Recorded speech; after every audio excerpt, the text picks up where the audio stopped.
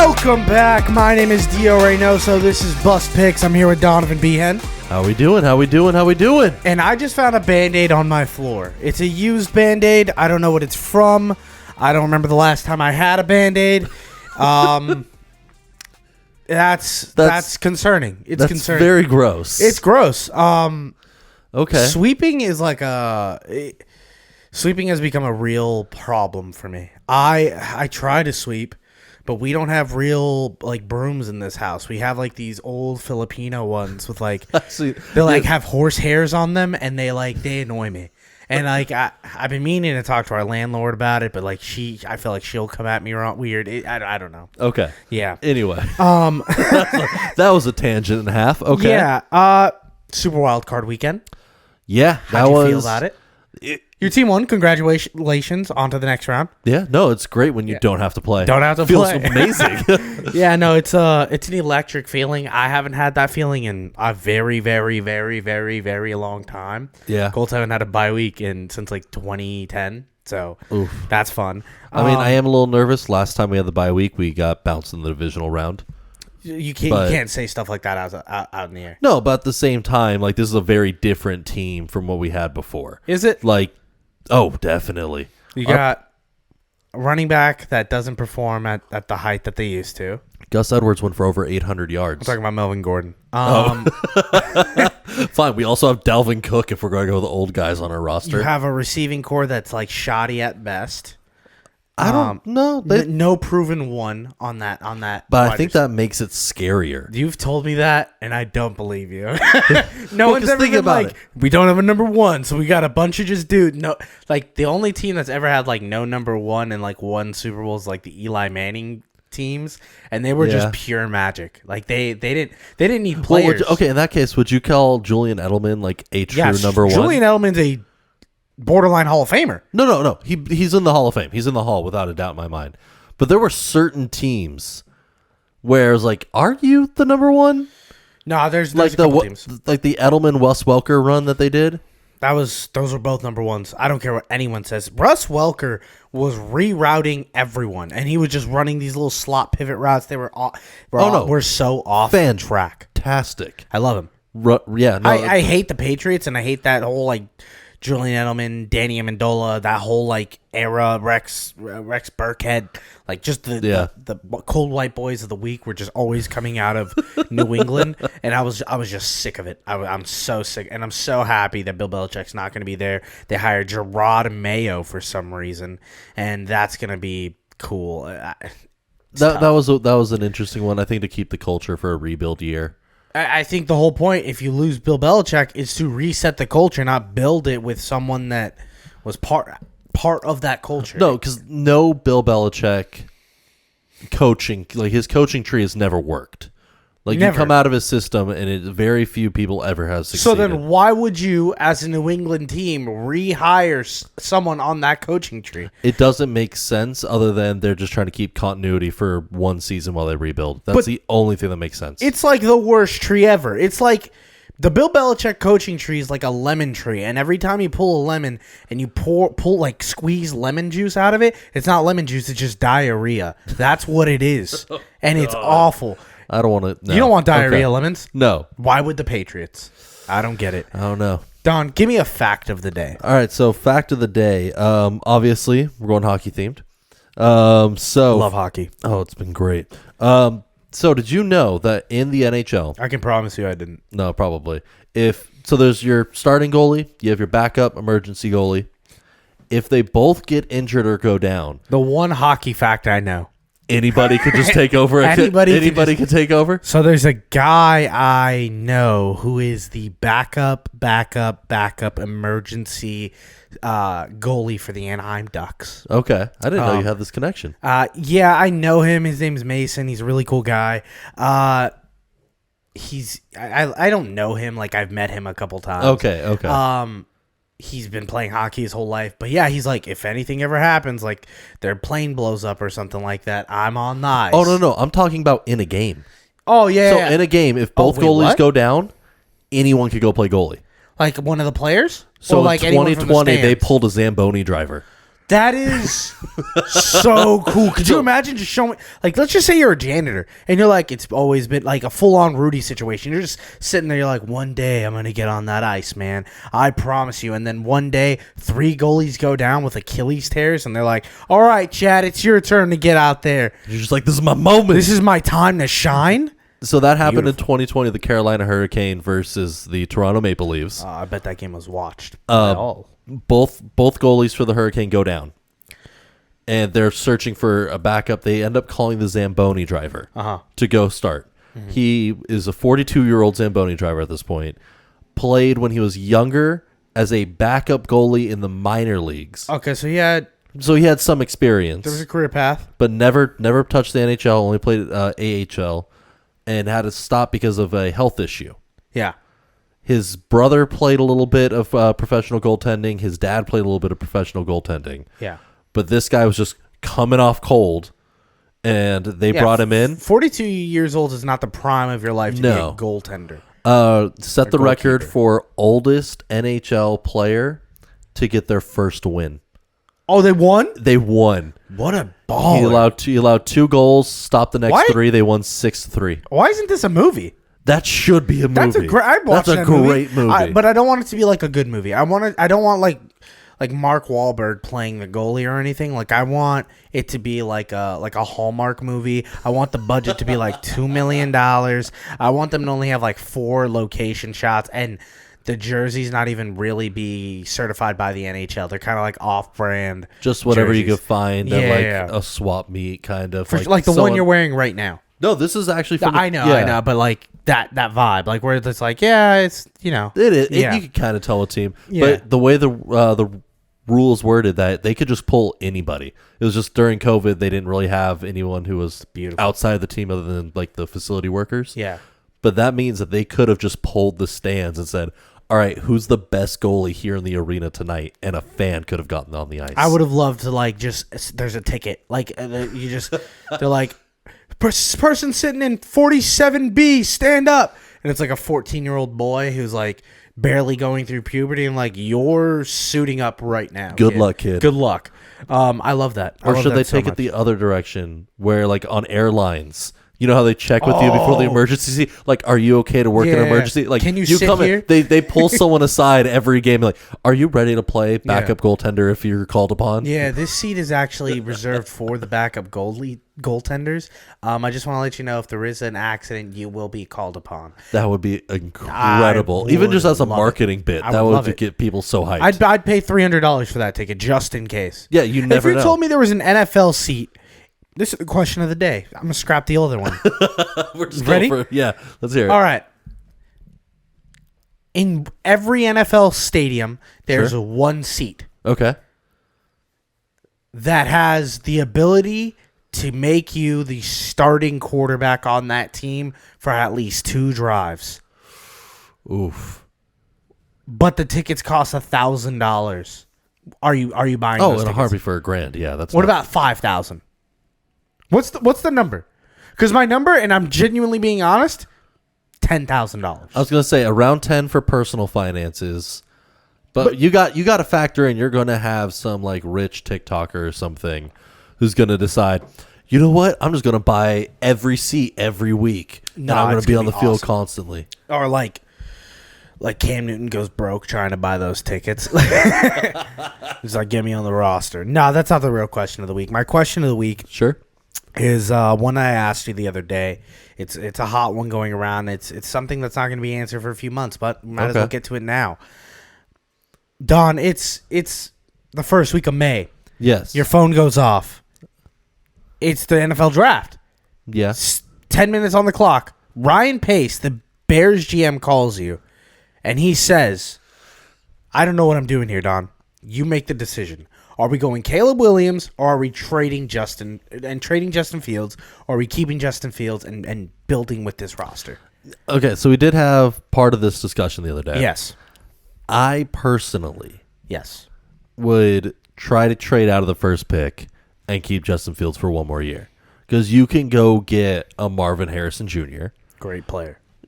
And you have DJ Moore under contract for a little bit longer. So you got 3 more years. You have versatile running backs, even if you don't have a clear alpha. In my opinion, they don't. They'll get the job done. But they'll get the job done with a three-headed. Philly spend like another pick in the third round and go get a running back. Yeah, you could be fine there. And Cole Kmet has come into his own this season. If that offense with Justin Fields cannot perform, Fields is a problem. You can move on. But in my mind right now, I don't know if he's the issue, considering how many drops the Bears have had, considering Darnell Mooney is their number 2. But will you be in a position to get a top 3 pick next year? Because Justin Fields will be better and maybe good enough to win or get you to the wild card spot. Sure. But is that what you want to do? At this point, the Bears have the ability to build a roster so good that if their quarterback does not keep up to the level of what the roster is about to be, they're going to waste this run. And that's the scariest thing. When you can buy yourself extra long time with the Caleb Williams pick, which is what I would do. I am a USC fan. Yeah. Fight on. But adding Caleb Williams immediately extends this run that you get to have. Opens a clear window. You don't have to pay Justin Fields next year because that's what he has to do. Yeah. I like Justin Fields. Me and you have had this debate many, many times where I think Justin Fields might be a little too much loved. I still think he hasn't played with an offensive line. His coaching's been awful. Yep. He's had no weapons.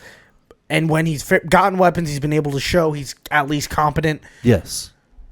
But Caleb Williams is really good. But Caleb Williams, my logic here is it is easy to get rid of the quarterback you have. Correct. But it is hard to replace a starting caliber quarterback. So even if Caleb Williams is the guy, like coming out of college, if he's the 1-1 coming into the league. Yeah. People said that about Bryce Young. Bryce Young is in a worse situation than Justin Fields has ever been. He's in a team with no worse receivers than Justin Fields has ever had in his career, a worse offensive line, you think Adam Thielen this season, yes, worse than what Fields has had overall? Adam Thielen this season, other than DJ Moore. DJ Moore set aside.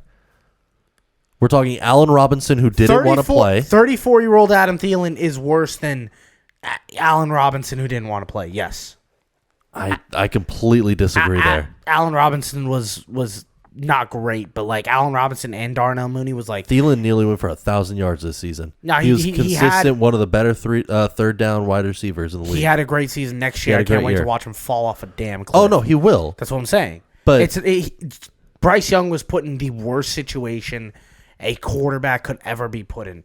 But I am also a Bryce Young stan, so like you're not gonna get an unbiased take from me here. Yeah, I think that's the difference. Is to me, I think that you have enough potential in Fields still. Get him a weapon, and you could run it back for one more year.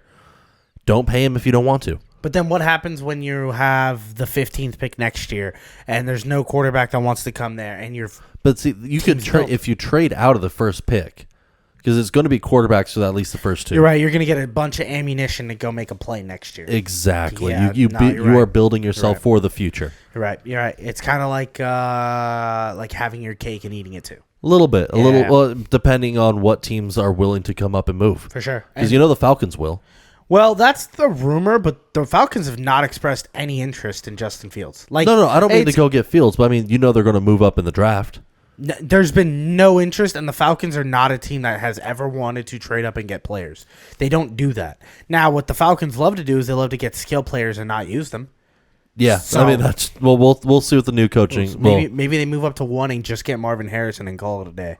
That'd be hilarious. Awesome. That would be funny. Let's go into our next topic. We're going to go into the NBA midseason breakdown. It's a little bit before the midseason, but we're about that point. We're a couple weeks out from the trade deadline. We're coming up. We're about a week away from it like being officially the midseason. But me and Don wanted to break down some superlatives, some things and observations we've had going through the NBA season so far. Sure. Look, it's been football season. Yes. We've been watching football. I've been watching so much college football. It's finally over. I've just really gotten into my watching every NBA team every night kick right now. I've just been keeping up through fantasy basketball and like trying to keep my eye on the game. I spent the last 2 weeks studying, watching. Sure. Here's what I've come to. Okay, let's hear it. Surprise team of the year for me so far has been the Orlando Magic. I like it. The Orlando Magic is only the 8th seed, but what they are building down there is giving me Beam Team energy. The same thing Sacramento Kings were able to build last year, which was a team I thought was going to pop off. They did. They impressed me last year. Is the same energy I'm about to get from this Magic team. I think a market that no one cares about, a fan base that there are no Orlando Magic fans, are about to pop off and get a bunch of new young talent that is about to be like, wow, this team with Franz Wagner and all these, and Carter and all these really young players and dynamic players, it's about to be awesome in the East. That's my surprise team. It's going to be interesting in the next few years. Do you have a surprise team? I do, and I went with the Pacers. Main 6th seed right now. We're going to talk about the Pacers a lot. We're going to have to discuss it a lot, and it is me falling for the hype a little bit, but just every preseason rationale was this team will achieve what they're built for if they make the play-in games before playoffs. That was the bar set by every Indiana Pace beat reporter. That was the bar for this team. Take the next step. They are now in the 6th seed. Great team. Locked in for playoffs at the moment, like where they're sitting. They got. Barring anything crazy happening. Well, but I mean, Halliburton's out for another week, so we'll see how the strain is. Yeah, but they just pushed all their chips in going after Siakam, who is a number 2 star in the NBA. Oh, without a doubt. He's gotten a championship. He knows how to play Robin at a high level. He's a very, very good basketball player on a team that is the most efficient offensive team we've ever seen play in the NBA. Something I have done all throughout. I'm a Laker fan. I'm a diehard Laker fan. I've always been a Laker fan. I'm a huge Indiana Pacer fan. I've been a huge Indiana Pacer fan my whole life. I love Paul George. I bought his shoes back when he was a Pacer. I don't know what it was. I think it's because I'm a Colts fan. I'm like, all right, join the Pacers. Why not? I saw Hoosiers at a young age. Indiana basketball just has like a romantic like feeling to me. Okay. And the Pacers have like a beautiful little place in my heart. They're my second favorite team. They're my favorite team in the East. I love the Pacers. This has been some of the best basketball I've ever seen them play. It has been, without a doubt. And that's very shocking to where we thought they were going to be come start of the season. I am so excited for what Tyrese Halliburton is bringing to the NBA. I'm going to talk about him later. Sure. But as I love your surprise team. They were almost my surprise team. The thing is, I've been watching the Pacers for like years now. So like I was expecting this, not 6th seed. I thought they were going to be around where the Magic are now, which is play-in game exactly. That's where area. Yeah. But to me, 6th seed is slightly above where they are. But then going after a star player, crazy. That shows that they're like they think that they could go top 4. And I think they can. I think they can be in that 76ers range. Yeah, they're built for it. I think they are. Because to me, like what would signal if they felt content is if they got Kuzma off the Wizards. Because they were saying that they want to size up their guard position or their forward position. They wanted a bigger, stronger guard.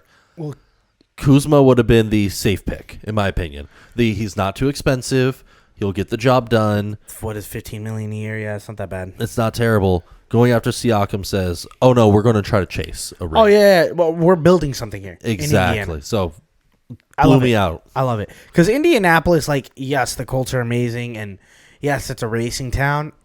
Indianapolis, don't get it twisted, is basketball. They love basketball more than any other place in the country. Basketball is what Indiana is about. The Pacers being good is so great for that state. It's awesome. Let's move into the most disappointing team of the NBA season so far. Don, give me your most disappointing team.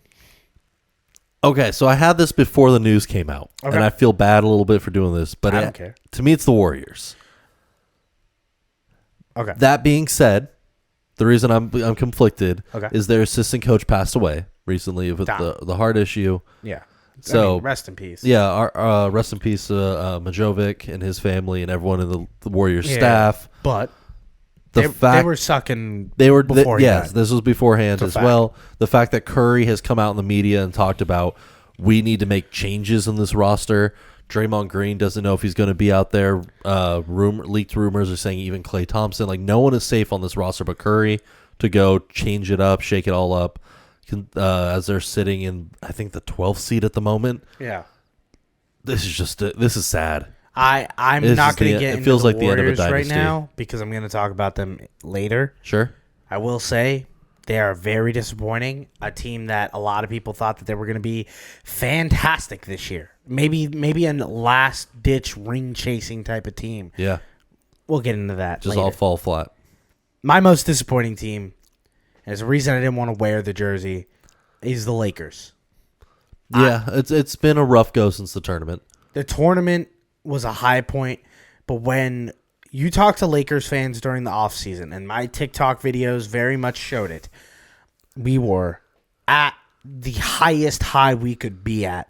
I'm at a point where if you would have asked me in August, September, what I thought the Lakers were going to be at a minimum a Western Conference Finals appearance again. Sure. That's what I was expecting. Okay. A Western Conference, yeah. Right now, them winning the play-in tournament, cool. Them going 7-12 since the play-in tournament is so disappointing that I'm like, okay, so this is who we really are. We're 21-21. We're gonna play in the play-in games again, and we're just gonna probably be a 7th seed, and that's just who we are as the Lakers organization. That under this LeBron hood, which I love LeBron. That's what we are going to be. We are going to be perpetually 7th seed. I have to get okay with that as a Lakers fan, and I'm not used to being okay with that as a Lakers fan. Because at least what the logic is, and what I've kind of what I feel at least, and like what I'm reading in like beat reporters and everything, is this team just wants to be able to make playoffs, and then they'll take it seriously and make their run. Then the thing is, like, but that's a very scary option to do. I can't even like blame the usual suspect of there's our point guards aren't shooting well. Well, D'Angelo Russell's been playing pretty okay. Yeah, he has. Anthony Davis is always hurt. Anthony Davis might be playing the best basketball he's ever played in his life. Well, LeBron's not playing, and he's always hurt. He's a little hurt, but like he's still LeBron. It's just they're just not winning games, and maybe that I should be a little bit less disappointed because of that. Because I'm like, there's nothing to clearly point the finger at. But I just watched a team with no clear reason for implosion in the Philadelphia Eagles, and I'm getting the same vibe right now. It is a little. It feels like there's just a lack of energy and a lack of like. Yeah. And I'm wondering if it's not a Darvin Ham thing because you can't just keep firing coaches and being like, all right, reset the culture. I think the Lakers need like a legit lightning bolt of energy. They need someone who's a little hungrier because I think LeBron's just content of knowing, well, we make the playoffs, we're dangerous. He's also the greatest basketball player to ever play basketball ever. One of, yeah. Okay. We'll say that for another day. Let's go. Hit the reset button. The team that needs to blow it up. This is where I put the Warriors. This is where I felt like, hey, it's time. Clay's not Clay. I love Draymond, but maybe send Draymond to L.A. Maybe that's what they need. I don't think so. I think that would be great. I think he would love to play with LeBron. I think what needs to happen in the Bay is they need to surround Steph because Steph's probably got another, 3 years of being the best shooter of all time. Yeah, I think considering his age. You need to surround him with the most dangerous weapons that complement his game, and you need to do it ASAP while you still have talent, while you still have the ability to move stuff and actually get assets for them. Yeah. No, I see the logic there. There was one team I felt that fit this a little bit more. Okay. You're Chicago, aren't you? No. Oh. It is going to be the Atlanta Hawks. So I love the Atlanta Hawks. I like the idea of them. You're right. I like the idea of the Atlanta Hawks. Like on paper, it's like, yeah, this is a fun little team. You're like, I could date Atlanta. Like they're like a cool, fun vibe. Like they're just like fun and they don't take things too seriously. But then you're like 3 months into the relationship with Atlanta and you're just like, oh, they take nothing seriously. Like this at is all. Like this isn't that much fun. In fact, it's kind of getting violent. In fact, it's kind of bad for me. Like that's a little bit. That's Atlanta. Well, to me, okay, they've either been at 500 or below all season. Yeah. They finished last season at 500. Yeah. Not good. Not good. To me, the biggest reason of needing a reset at the moment, if they re-sign Bay, who is on a restricted free agent at the end of the season, if they re-sign him for even what his contract value, like what the expected contract value is, they get hit with the luxury tax. Luxury taxes, not fun. Not fun, but it's doable for certain teams. Yeah. This is not a team who's over 500 chasing a championship right now. You do not have the money to go and be a luxury tax team if you're not moving into that upper echelon at the moment. Not at all. And to me, it makes it look like, hey, you might move Trae Young. You might move Murray. I don't think you can move Trae Young. He is rumored at the moment that either at the end of the season or come off season, if you want a full blow up, they might go full blow up.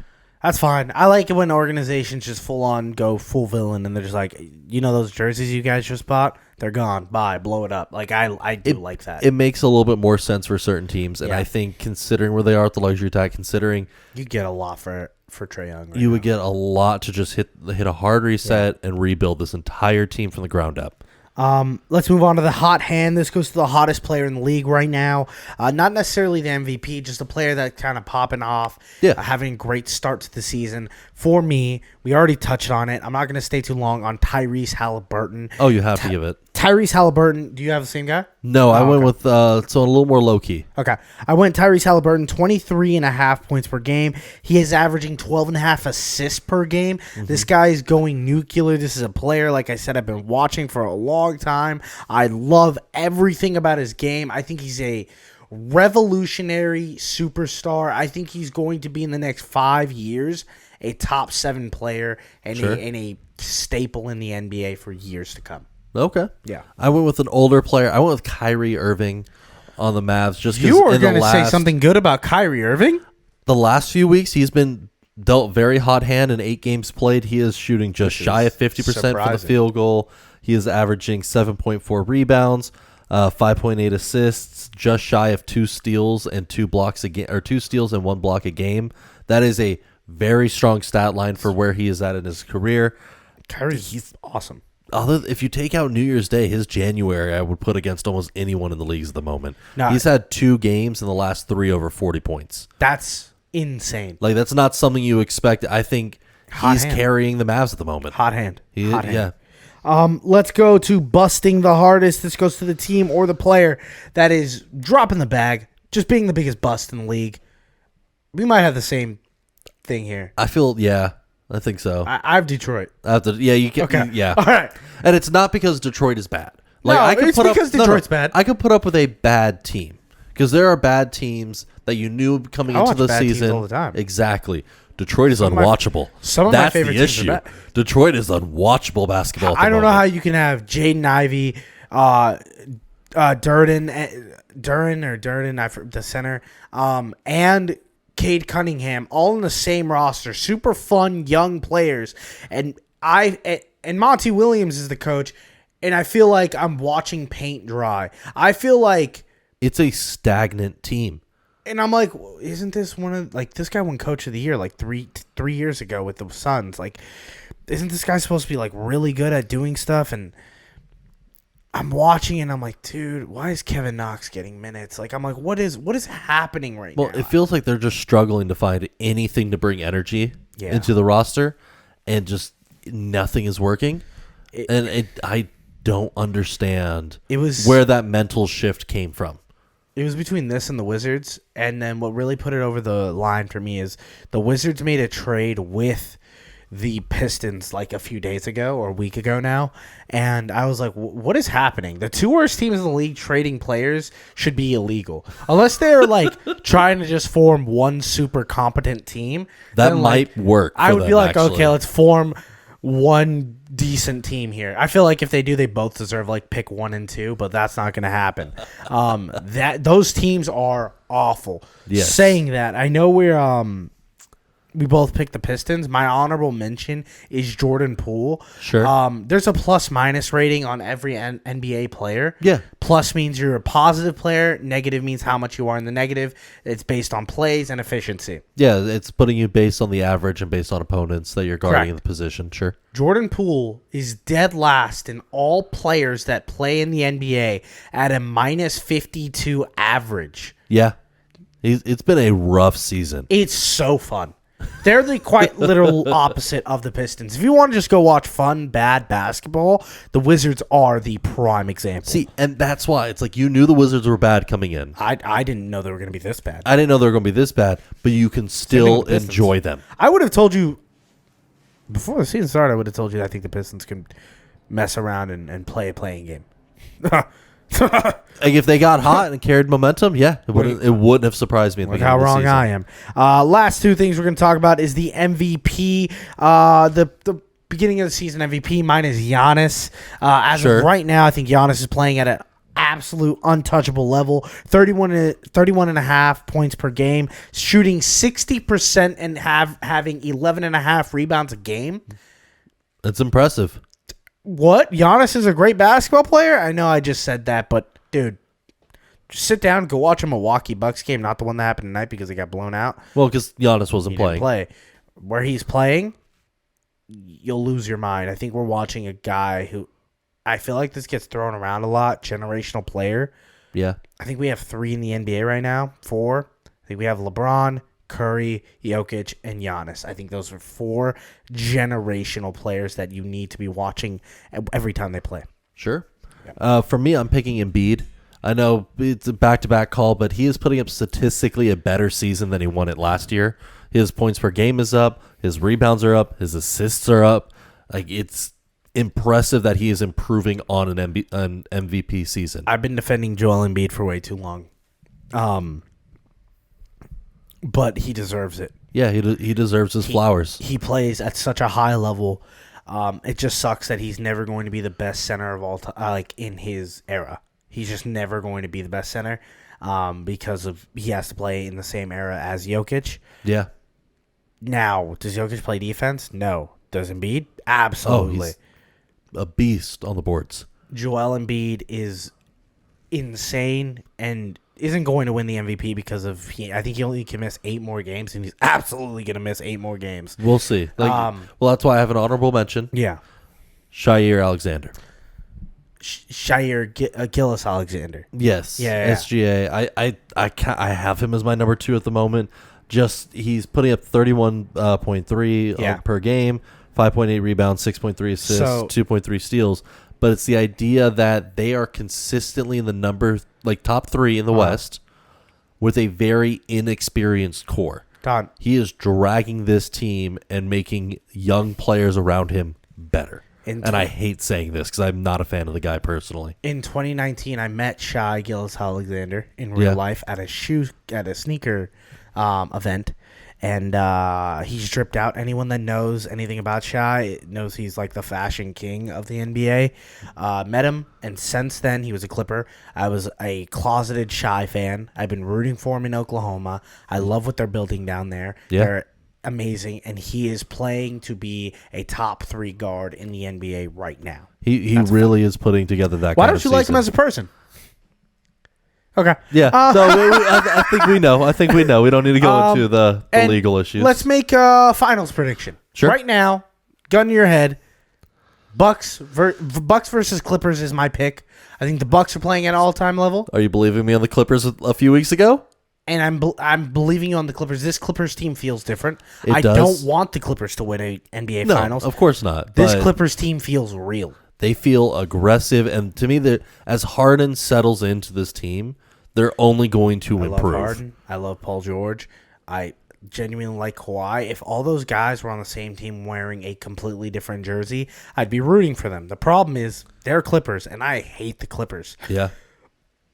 I really don't want them to win. I don't, but they're putting together something special there. For me, I'm taking the T-Wolves and the Celtics. I mean, you took the 2 number 1 seeds. I took to me, it's defensive rating. You think the T-Wolves are going to be good, like good enough in the playoffs? It's hard for me to because currently League best defensive rating. Yeah, they're really good on defense. Yeah, they're great on defense. But Rudy Gobert in the playoffs is like the number one liability. He is, but he's putting together a campaign for his 4th Defensive Player of the Year right now. Yeah, but like, we're done with those Euro players. They're out of style. And the big thing to me is the emergence of Anthony Edwards. Anthony Edwards is... Because he went from really good, great player to human highlight reel at the moment. He's here. He's here. We talked about Tyrese Halliburton like possibly becoming one of these, and we talked about Shai like trying to get into the top 3 point guard conversation. There is no like he's trying to get in the conversation. Anthony Edwards is an NBA superstar. Yes. An NBA All-Star. An NBA highlight reel. He is the NBA, a figure and a face in the NBA right now. Without a doubt. And I think even if Gobert is a liability come playoffs, like he is known to do. He will absolutely be. Towns and Edwards is a scary duo. And even if Gobert is playing 70% of where he sits right now, that is a great 3 to try to run through the playoffs with. And then Celtics, enough said. We don't really have to go into them, I think. Yeah. Let's move on to the gambling ring. We're going to go over the rest of the divisional rounds in the playoffs this week. Kind of recap a little bit of what happened this week, given our takes. We're going to start with Don. You ready? It's Texans, Ravens. I'm going to start with the Texans real fast. Sure. They surprised the world. CJ Stroud has officially gotten to the conversation of you cannot doubt him. Yes. Already. Completely. Probably the best or one of the best rookie quarterback seasons we've ever seen. Mm-hmm. They're going into the number 1 seed, Baltimore. Number 2 defense in the league. They just beat the number 1 defense in the league. Depending on which metrics you look at, yeah, those labels are kind of interchangeable in my mind. I'm scared. As a pseudo Ravens fan, a guy who owns their future, a guy who wants to watch the Ravens succeed for you, because let's be honest, you've been having a great gambling season. Yeah, you've had a great fantasy football season. Winning a chip. You graduated college. Yeah. This feels like your year. This feels like the year of Donovan Behan. It feels like a good year. And that's why I'm taking Lamar on the rushing yards, and I'm not even going to just worry about it. Say something about this game. Be a man. No, okay. So to me, I have another bet on this game later. But to me, okay. So the Texans, I'm not terribly worried about their defense. They are 20th ranked on average. It is going to be, can CJ Stroud with his arm throw against the defense that led the league in sacks, that led the league in interceptions, and that is the number 1 scoring defense in the NFL. They're great. Can he keep up? Now, Marlon Humphreys is still battling a calf injury at the moment, and that scares the daylights out of me with this game. Nico Collins is consistently just open. He is. Like at all times. Yeah, he figures it out. This was not... I watched Nico Collins at Texas. This is a different man. Without a doubt. Completely different man. Good for him. I'm not a weenie. I'm a man. I'm gonna look you guys straight in the eyes, and I'm gonna tell you, Ravens minus 9.5, because I have the balls to say that. I believe in Lamar. I believe in this organization, and I do want to do this little caveat because I know this is what's gonna happen. Sure. If the Ravens lose, people are going to talk about Lamar not being able to do it. People are going to start talking about Lamar like they talk about Dak Prescott. I want to get this out there now. Sure. We cannot allow that to happen. Lamar is not a choke in the playoffs type of guy. If there isn't a performance that lives up to standards, then he just didn't play great that game. Lamar is an elite quarterback, and all you terrible franchises would wish and die on a hill for that man. There's only like 4 other players in the league that you wouldn't rather have than him. I love Lamar more than you probably. I would give up 5 years of my life if I could get Lamar on my team for the rest of his career. No, because he is such a versatile quarterback. Not just in the idea of his running mobility, but the idea of throwing off balance. How he's able to adjust his throwing platform on a whim. Done. He gets it done. I told you this back in the draft because let's get in the time machine real fast. Ready? We're in the time machine. Draft day. Don was not happy that they drafted Lamar Jackson. I was not. Don did not believe in running quarterbacks at the time. No, I believed in mobile quarterbacks. I was still under the impression at the time. Yes. That Flacco still had a few decent seasons. All right. And it was, You were right. Yeah. And apparently he still had a few good games You were right. But it was more of a, why are we drafting with a first-round pick a quarterback when I still was convinced Flacco had a little bit of time left? When I saw Lamar, and I know he won a Heisman, I saw the potential of being the most versatile and elite quarterback in my lifetime. He had all the tools, the arm, the legs, the mental, the physical to be that. Oh, without a doubt. This game is a stamp that says I can do that. Let's go into next week and let's win a game. I'm taking the Ravens minus 9.5. Sure. I love this For defense. me, I'm taking Lamar. He's going to rush for over 53.5 yards. This is where his line currently sits. At home, he averages 54 rushing yards a game on this season. If the Ravens on the season, 27th ranked in neutral game script, they are for passing. So they only pass the ball rarely. Yeah. They pass it, I believe it is 53% of the time, 53% of play calls and is even game. So within 3 points, they don't pass much. If they're up by 7 or more, that 53% passing rate drops to 44. They become a run-first offense. They strangle the lead, and they control the clock very well. Smash you in the face. That does not, but Lamar continues to run the ball. They start calling more deliberate QB up the QB options, getting him to bounce out on the outside. That's how the offense controls it.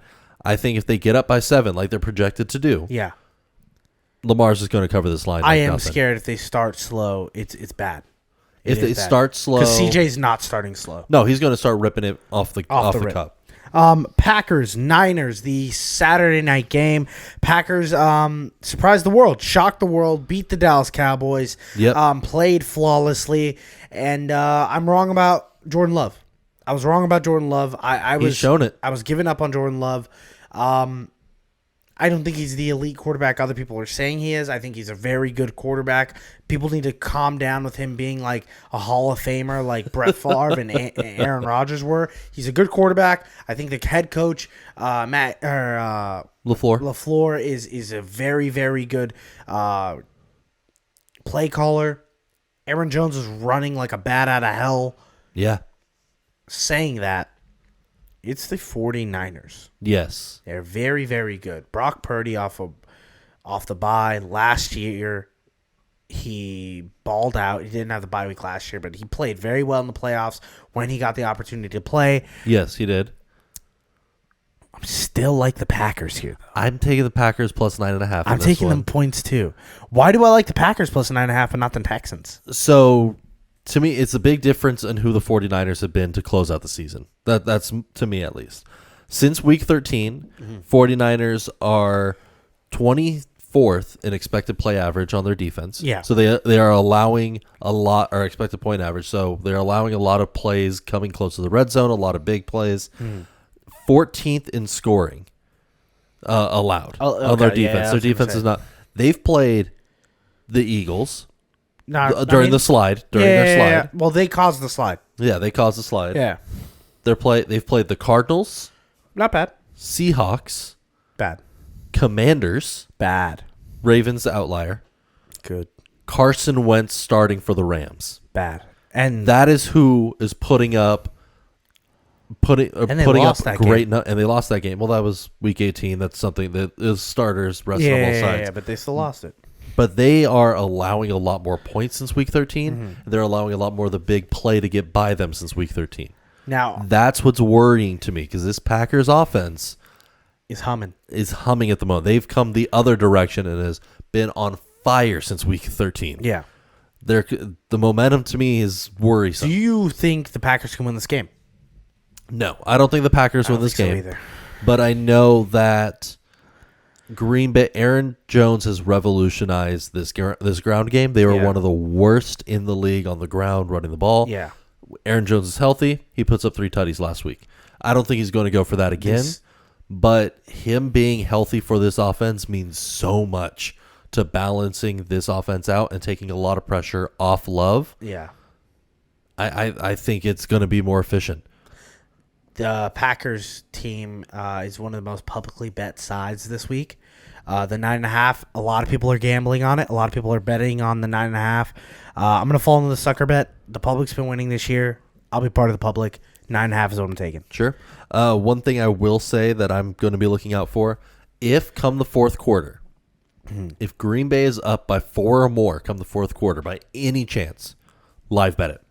Take the money line, live bet Green Bay to finish out. Money line. Well, money line or point or the statistic I found is better for money line, but if you like the spread, take the spread. Okay. 49ers under Shanahan. 0-26 if they are down by 4 entering the fourth quarter. Whoa. This 49ers team plays incredible when they're in front, cannot come back from a deficit. So I'm just going to be sitting there waiting for the live bet. Wait for the fourth quarter live bet. If Green Bay's up, it's going to be a juicy live bet. Got it. Let's move on to the next game, the Buccaneers versus the Lions. Buccaneers beating the Eagles. I don't want to get too much into that game. Sure. We're going to talk about Eagles in a bit. Yep. I will talk about the Lions beating the Rams. Matthew Stafford played his butt off. Puka Nacua had one of the best rookie receiving seasons ever. Yes. Kyron Williams is showing you he's an elite running back, and he will be in this league for a few more years. I think the Rams are just missing pieces on defense now. I think they are. I think they're in a weird spot with cap and age where they're kind of supposed to be in a rebuilding year, but they might have messed up by winning. I hate kind of when teams do that. The Giants did that last year. And I think it only pushed back their greatness even more. Mm-hmm. Detroit Lions, big win. This game, Baker Mayfield, Detroit, I want to root for Baker. I like Baker Mayfield. You're not the biggest Baker fan. I like Baker as a guy. He's a fun player to watch. I just don't put him up there in being a great QB typically. He's a top 15 quarterback. I think he's 15. Yeah, I think he's 15. But there's weapons on this Tampa Bay team. Yes, there are. This Tampa Bay team's not bad. They have a good defense. Yeah. They're stopping players. Why do I love the Lions minus 6.5 here? It's hard for me to trust the Bucs based on their resume this season. They're big win teams. They're their 3 biggest wins. Well, I mean, unless you want to count the Saints in there as being a big win team, no, like a team to get a big win on. They're a winning record. Yeah, sure. Let's count it. Sure. Week 2 Vikings. Okay. Split the season with the Saints. Vikings started 0-3. Yeah. Yeah. But you're talking Kirk Cousins, Justin Jefferson's Vikings. Yeah. So like I would say at the time. Yeah. They beat Green Bay once. Good win. And the game Trevor Lawrence got knocked out of against the Jags. Yeah, and they won that. Those were their 4 big wins of the season. You're missing one. They beat the Philadelphia Eagles in a playoff game. That's a big one. That is a big one. I thought Eagles were dead on arrival coming into the game. Yeah, I mean, yeah. I think most people did at that point. But to me, that's the big worrisome at the moment. They have lost to the Texans. They have lost to the Lions earlier in the year. They've lost to the 49ers. They've lost to the Bills. They've lost to the Colts. They've lost to the Colts, and they've had very close wins against the Panthers twice. Yeah. One by a field goal, one by 9 points, where they couldn't even score. 0. Yeah, it was awful. And then the week before is 18-20, or the game before is 18-21. So, I don't have a lot of faith in the Buccaneers' resume when they're playing elite teams. And you think the Lions are elite? I think Lions are, without a doubt. So you're taking the Lions minus 6.5 with me? I am taking the Lions minus 6.5 here. Lions so far have been incredible on the season. They've played a lot better than I think most people have given them credit for. That being said, I do think that Buccaneers will be able to score a good amount in this game. Gotcha. That is going to be the worrisome just because the Lions secondary has been awful. Let's move on to probably the premier game of the weekend. It's the Chiefs. It's the Bills. Sure. This is becoming a rivalry. This is becoming a Peyton Manning, Tom Brady-esque lineup when these two guys meet. Yeah. The Josh Allen, the Patrick Mahomes on this first road playoff game ever. The Buffalo Bills winning last week was huge. It was a snowstorm. It was delayed. They beat a Pittsburgh team that was kind of already dead on arrival, probably the worst playoff team in the playoffs this year. Yeah. The Pittsburgh's in a rough spot moving forward. The Kansas City Chiefs beat a Miami Dolphins team that just couldn't play in the snow. They just couldn't. They're a high-flying offense. They are not built for that kind of cold weather. Finesse team. They're a finesse team. They're finesse team. If they won that last game of the season instead of the Bills, got to play at home, very different turnout in my mind. World right now. I think they shot themselves in the foot in that game. Absolutely. Don, what do you like here? You're not going to take a pick, are you? Oh, I'm taking Bills -2 in this one. I'm putting the stamp on it because this is Patrick Mahomes' first playoff road game. Okay. He's only played in neutral sites in Super Bowl or at home. This is his first time having to travel. Don. Buffalo is frigid at the moment. They still have a travel ban going until Thursday night. They didn't want anyone coming into the area for safety reasons. And to me, Bills 6-0 in their last 6 games. Have been finding their tight end in the ground game. They are a top 8 offense in rushing, passing, third down conversions, and red zone scoring. Mahomes on this season, in his last 6 games played, 1 multi-touchdown game. 2 out of the 6 games, he's had more touchdowns than interceptions. Yeah. So 4 out of his last 6, he's thrown more picks than thrown more interceptions than touchdowns. All right. This offense is bad. I understand it's been the Chiefs' defense carrying the team so far. Without a doubt, it has been. But Josh Allen at home, 18-7 touchdown interception ratio. He is a great QB when he plays in Buffalo. I give him the edge when it comes to who needs points. I like the Bills. And I'm like, it's the Bills' time. I think it's a Bills-Ravens AFC Championship game. But I did something that I never do. I went to go read. Are you feeling okay? I know. There was a voice in my head that said, go look at some numbers. I'm not a numbers guy like that. I went to go look at some numbers. Okay. When Josh Allen plays a top 5 defense, he averages 2 turnovers a game. Yes. Anytime Andy Reid's Kansas City Chiefs average 2 turnovers a game, they are 8-1-1. Yep. That's huge. Yes. Anytime Patrick Mahomes is an underdog with Andy Reid, he is also 8-1-1. Yeah. Because their defense is able to step up and get the turnovers in those games. Well, that's... Yeah. But anytime they're underdogs, he's 8-1-1. Yes. That is startling. I've come to the point with the Kansas City Chiefs where I know they're not a great offense. They're a great defense with a good enough offense. And you know how many times I've seen those teams win Super Bowls? A lot. I've seen those teams win a lot of Super Bowls with great quarterbacks that just get enough done. Patrick Mahomes is going to do that again. And I don't necessarily hate the Chiefs. I kind of like dynasties. I like greatness. I would love to see Josh Allen host the Lombardi Trophy one day. That'd be amazing. I hope it's not this year. I think it's Kansas City.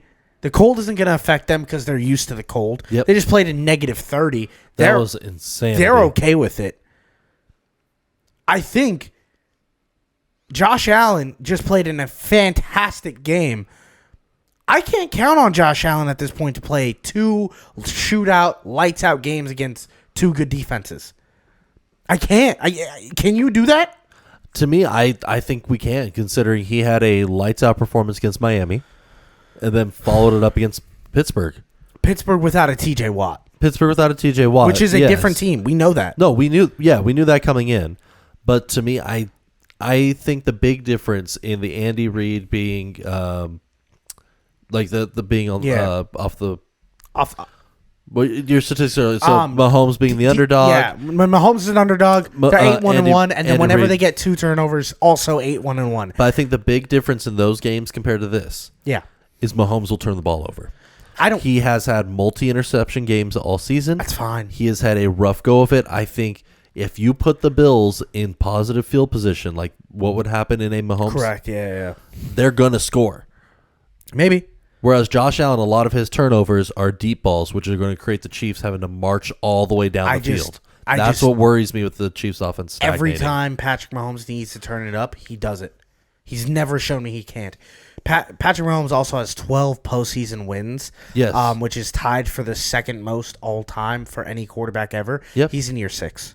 No, he is without. I'm not trying to shade Mahomes. That's the thing. Like, impressive. I don't want to be on the wrong side of history betting against Patrick Mahomes. I've seen what Josh Allen can do. Josh Allen's never made it out of the divisional round, not once. But he's never played at home in the divisional round. That's also a good. No wait. No, because he's had to travel. Yep, he's traveled every time. Yeah, I don't. I'm taking the points. I'm taking Chiefs plus 2.5. Whether it's, I'm not picking a winner here. I think this is the best game of the week. I think this will be incredible. Sunday to is going to be electric. Let's move on to bust of the week. I'll go first. Well, we just say the entire NFC East. Oh, okay, cool. Let's just bubble wrap this. All right, we'll start with the Dallas Cowboys since they were the first ones to lose. Dallas, you did it again. And at this point, you got everyone to bite on hope, and I fell for it too. You know, when Green Bay has more postseason wins in your home stadium than you do, it's like a real look yourself in the mirror situation. Maybe I'm the problem, but when you announce that you're not going to make any coaching decisions, you're going to ride with McCarthy for another year.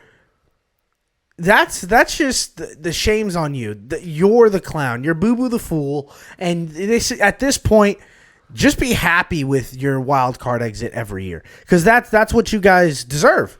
That's just going to keep happening. I like Dak Prescott. I don't hate him. This guy imploded. Yes. This defense fell apart. Fell apart. A defense that I have been hyping up because I'm like, I love Micah Parsons. I think this is a good team. I think Bland is a sleeper good corner. I know he has a ton of picks and pick sixes and stuff. I think Malik Hooker playing safety is playing top 5 safety in ball right now. Yeah. Didn't do that this week. No one showed up this week. Didn't show up. How'd you feel about the Dallas Cowboys?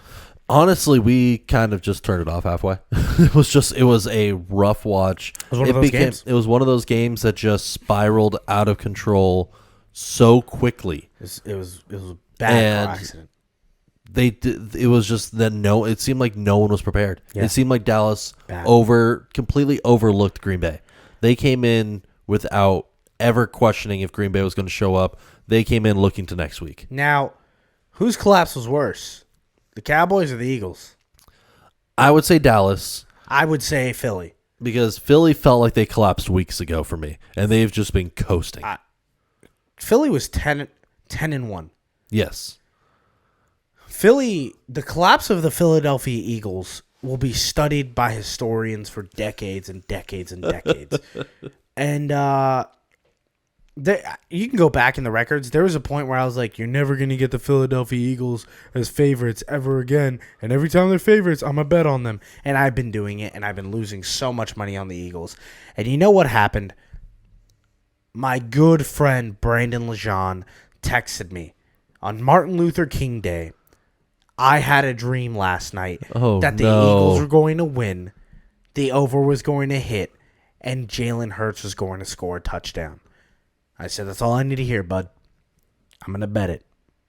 I was going to bet the Buccaneers, but you had a dream. No. And you went with them. None of them hit. Not a single one. So, this is for all the Philadelphia Eagle fans. You guys are pathetic.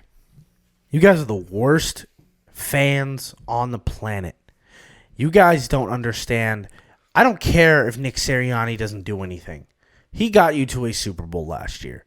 You guys consistently get good football. Not everyone gets that. Shut up, Don, as a Ravens fan. I'm staying out of this. You Eagle fans need to be happy with what you got. Now, did you guys completely collapse and poop in your pants? 100%. No one is debating that. Chill. You're going to go back, Howie's going to make some magic like he always does. You guys are going to have an okay roster next year. Apparently, you guys are retaining Nick Sirianni, so stop crying for that to happen. Bill's not coming to save you. Yeah. So lock in. This is your team. You fair weather fans that are now being like, I'm not going to watch this team as long as Nick Sirianni's the coach. Shut up. Then don't ever watch this team again because those guys played their butt off. Jason Kelce retired. He put everything he had on the line last week. He did his best. Now, was it awful? For sure. Was it the worst football team I think I've ever seen play in a playoff game? You're damn right. Doesn't matter. You guys got to the playoff game. Be happy and stop crying. Don, you're up. Gold Star of the week. That was, wow. Yeah. Gold Star, I guess we're rubbing salt in wounds. Tampa Bay. Oh, mine's Detroit, so we're good. Okay. No, Tampa Bay absolutely earned it in my mind for stopping the tush push twice. Only team to do it this season. Now, one of them is a little... No, they figured out that you need to get underneath in the middle and grab Jalen Hurts by the helmet and drag him to the floor. Assault him. Yeah, turns out if you assault the quarterback, you'll stop the play. Exactly. Yeah. But who knew? Calls and refs aside, like this was already going to be a banned play come next season. Yeah. The NFL announced it was going to be. So I guess I don't understand how the refs didn't say something. Anything? Yeah, say that was a damn thing. That was me neither, buddy. Bizarre to see, but all credit to Tampa. Baker played out of his mind. Baker's playing really well. Yeah, a couple broken plays, and they're suddenly looking like an elite team. Mine's Detroit Lions. Look, I bet against you.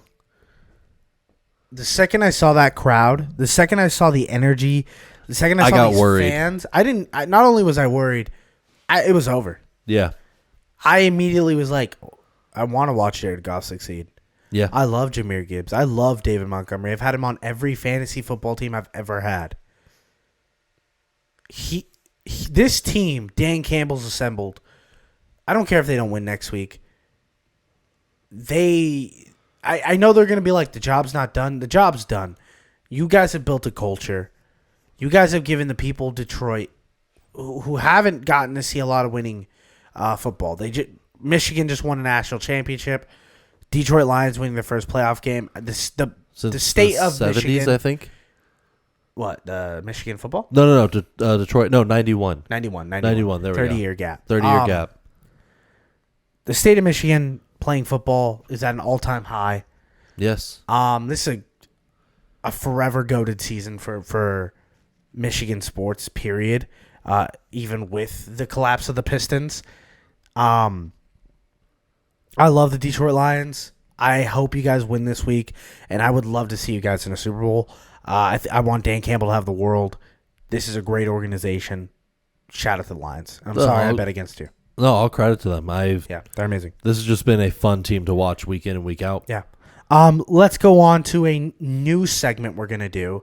Don has no idea what's about to happen. No. I love to do to him. It's called Real or Fake. Okay. I've come up with 5 headlines. I wrote 8, but I'm going to give you 5 because we're running low on time. Sure. I'm going to give you 5 headlines. It's Don's job to figure out if it's a real headline or a fake headline. Real stat or fake stat. Okay. Real stat or fake stat. I'm going to give you an example one, an easy one, just start off. Sure. CJ Stroud has the most passing touchdowns by a rookie in his first year. That wouldn't surprise me this season. Do you think it's real or fake? No, I don't. Don't hit the middle. That's literally the opposite of what the game is. You said it wouldn't surprise me. Is quite literally the worst answer you could have given. Yes. You think he has broken the record? I think he has the record at the moment. He does correct? not. It's 23 touchdowns is what he has. The record is 31 by Justin Herbert. Justin Herbert broke the record. He actually has the highest interception to touchdown rate. There it is. Ever for a rookie, and I think like second in the league history or something like that. Yeah. All right, this He's is good. played really clean. Yeah. The Chicago Bears have never had a 4,000-yard passer. True or false? They've never had a passer throw for over 4,000 yards. I want to say false because I think Jay Cutler had 1 year, but because I'm that uncertain, I'm going to say that it's true. They haven't covered it. It is true. Jay Cutler actually threw for 3,000 yards 5 times. There it is. They have not had a 4,000-yard passer. Shout out to Justin Fields, only having 4 300-yard passing games. Hey, he gets it done on his feet more. A kicker once won the NFL MVP award. Yeah, True. That was the Saints kicker who had half a foot. No. Wasn't it Mort Anderson? It is. It's more Mark Mosley. Mark Mosley. 1982. The Washington name redacted. Okay. Yeah. They are. Yeah, he did win it. So you're good. You got 2 right so far. There we go. No. Why am I thinking Mort Anderson had an MVP? I have no idea. I know he's in the Hall.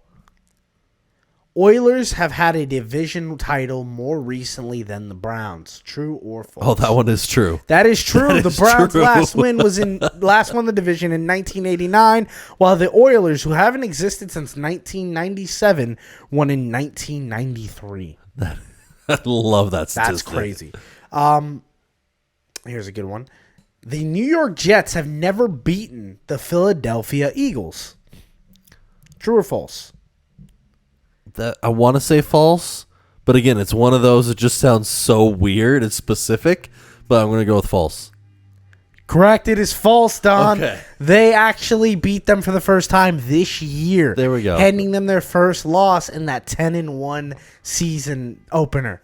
That was the season. Yeah. Yeah. That's insane. That is such a weird thing that was the first. Now that we're on the Philadelphia Eagles, we should just move into the Sure. Jalen Hurts is already a top 3 rushing.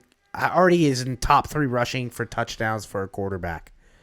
No, I don't think he is yet. Because I know Josh Allen is number 2 at the moment. Correct.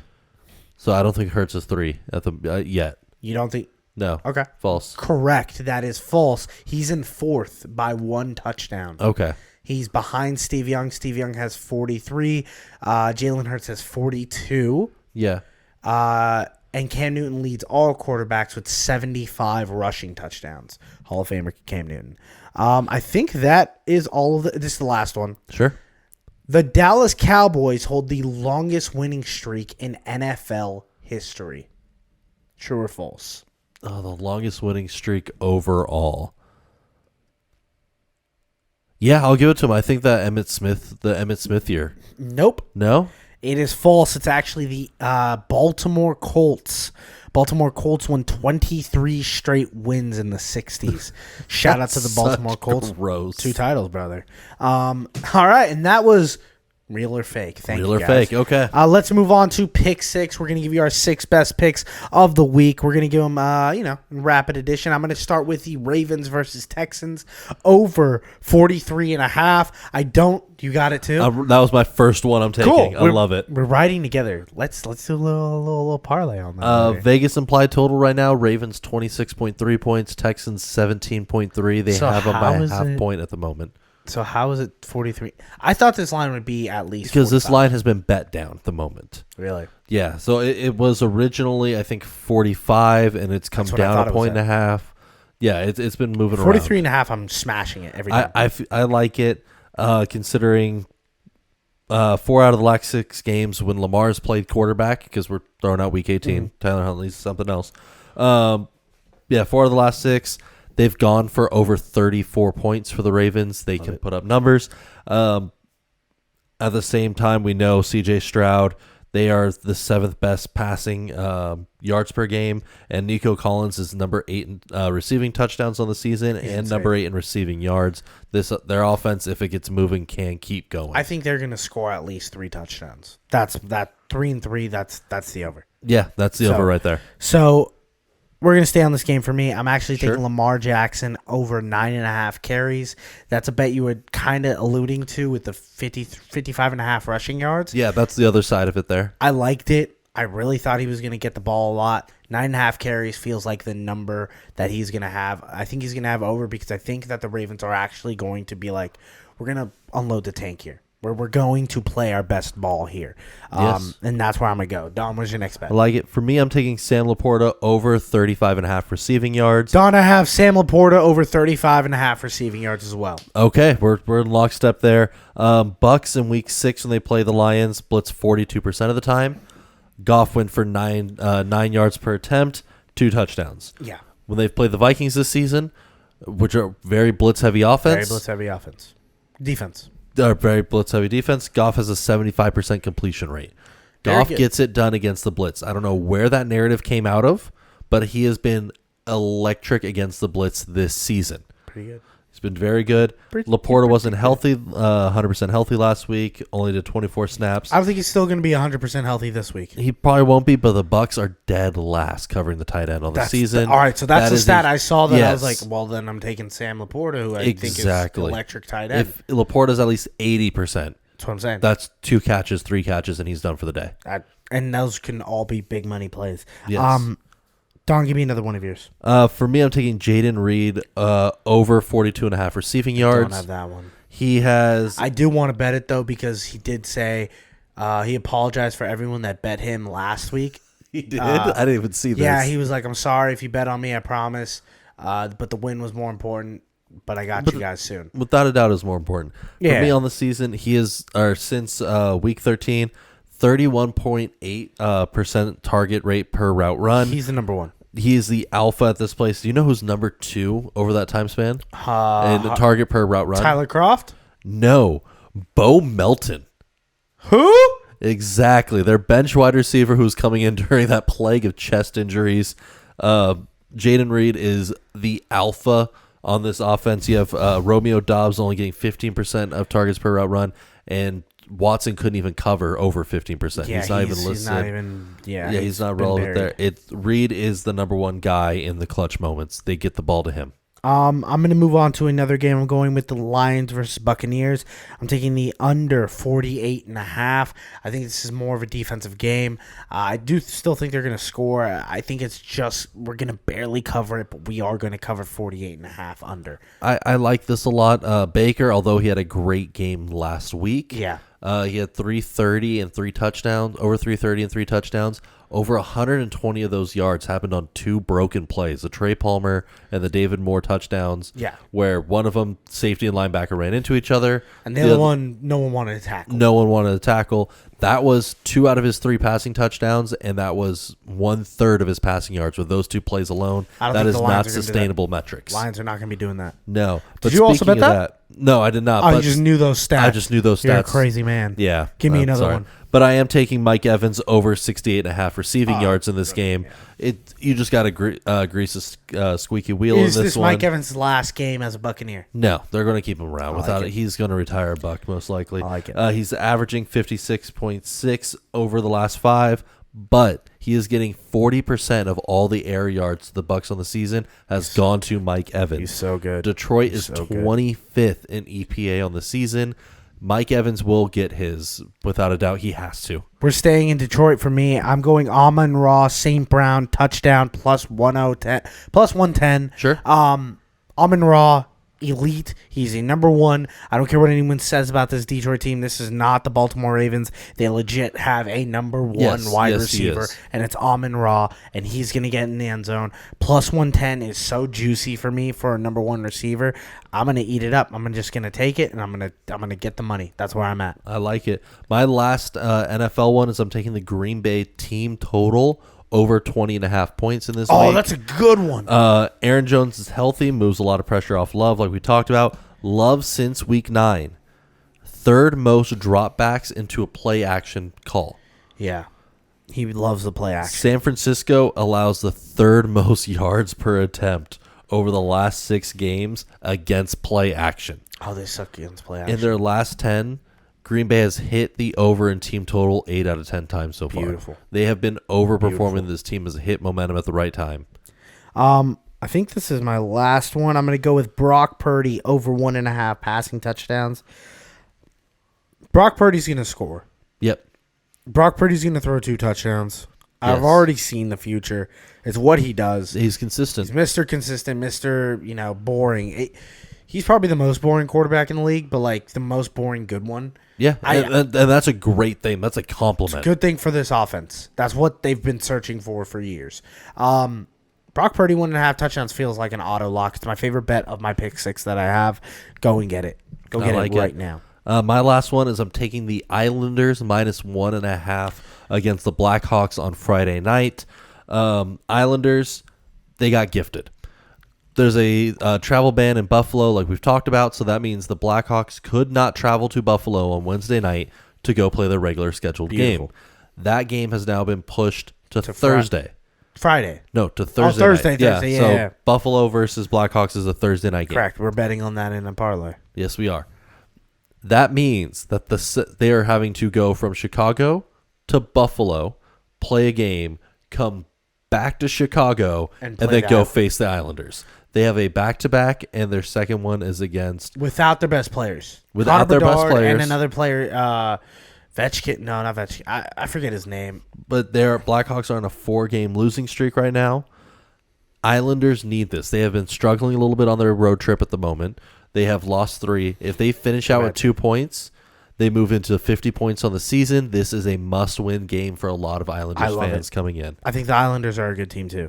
Let's move on to pray for the parlay. We're going to give you guys a little hockey action, a little Thursday hockey action. Thursday, we're not getting football anymore. Let's lock in. Let's watch some hockey. It's the mid-season. Good games. Teams are starting to get into the stretch.